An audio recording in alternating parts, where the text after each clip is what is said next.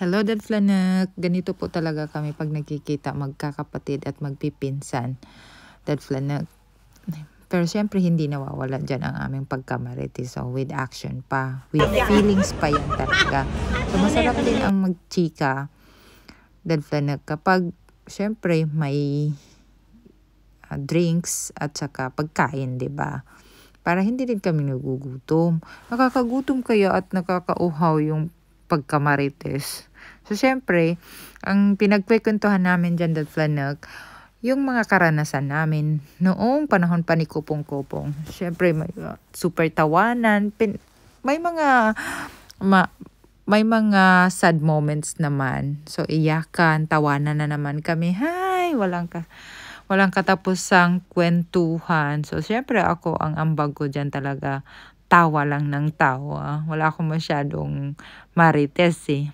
Pero ito, turn na naman niya. Ito talaga sila. Grabe. Yung chika, hindi talaga nauubusan. At alam nyo guys, umorder na kami ng drinks namin at saka food. Inaantay na lang namin. So, ang in-order namin dyan, seafood paella. Kasi nasa Spanish restaurant kami. Fairness, masarap ang food nila. Ayun. Yung isa dyan, kahit saan naglilinis pa. Hindi pa pala tapos yung chika. Oh, with action pa. Hindi talaga kami nauubusan ng kwento. Alam mo yung paulit-ulit pero hindi kami naboboard. Ang sarap sa pakiramdam pag magkasama ang magkakapatid at magpipinsan. Tapos lahat kami close. Lalo na kaming mga babae. Super close kami sa isa't isa sa side ng mama namin at sa side ng papa namin. Sarap sa pakiramdam. Ito kararating niya lang galing Jensen eh.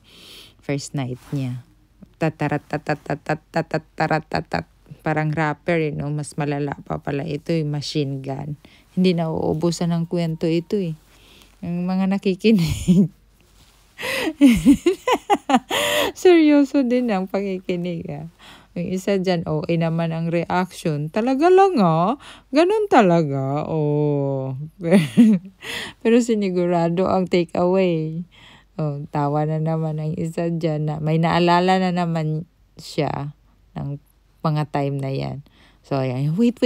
Hindi pa tayo tapos. Patapusin niyo muna ako. Ito, ang kwento ko. Ayan, sige. Sige, ituloy mo yan, Bessie. Ituloy mo. Huwag kang maingay kasi hindi pa nga ako tapos. Anak, ano ka ba? Tawanan na naman niya ang sarili niya.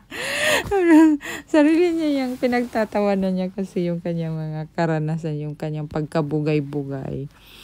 Hindi talaga yan maalis sa amin, guys. Ang sample ng tawa.